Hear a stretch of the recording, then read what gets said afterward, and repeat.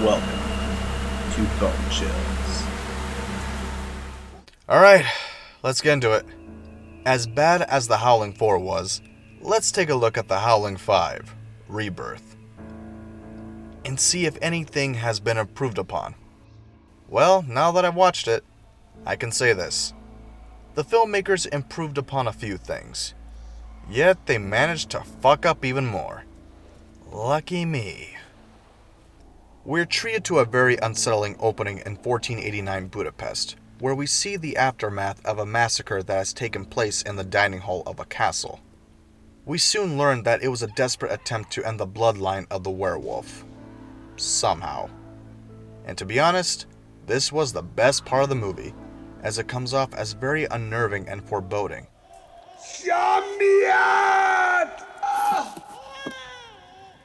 From there, the movie goes to shit. Our story officially starts in 1989 Budapest, where a group of potential victims are invited to attend the reopening of a castle that had been closed for 500 years. But not all is well. The guests are soon picked off one by one, and it is revealed that one of them is a werewolf. And what does this mark mean for each of us? It means that one of you is a werewolf.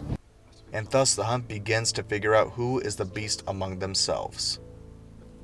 Things that were improved upon. A great opening that you think will set the tone for the rest of the movie. We have a few decent kills. People are no longer sitting around and talking.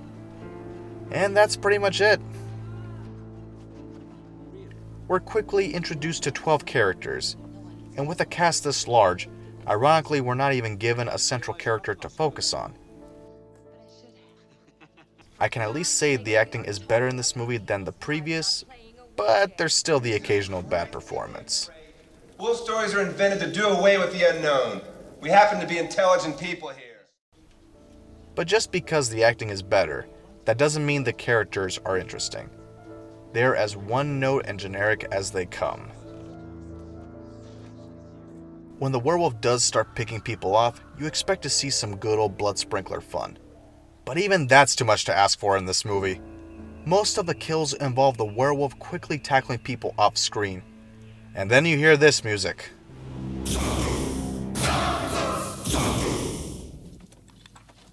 And get used to it, because you hear it every time someone gets axed off.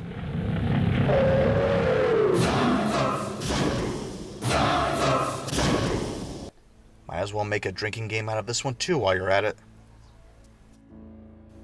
And if you were bored seeing people in the previous movies sit down and talk in rooms, well, don't worry, because in this movie you can be bored watching people walk back and forth in the castle corridors for the majority of the motherfucking runtime.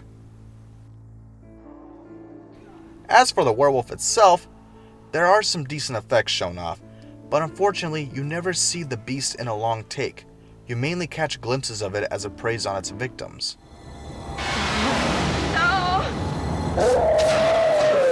My biggest problem with this movie is actually the opening scene. Hear me out, and I still stand by what I said about the opening minutes being the best part. I honestly think the filmmakers shot themselves in the foot with this scene. The quality of it is such a contrast to the rest of the film.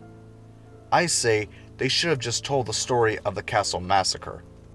All the Howling movies thus far have taken place in their present time, but never have they done one that takes place in the past. Think about it. The fear of what lies behind the castle walls. The characters relying solely on torches against the never-ending darkness. Living in an age that was once heavily influenced by the supernatural. Maybe they have a sword to protect themselves. But is it silver?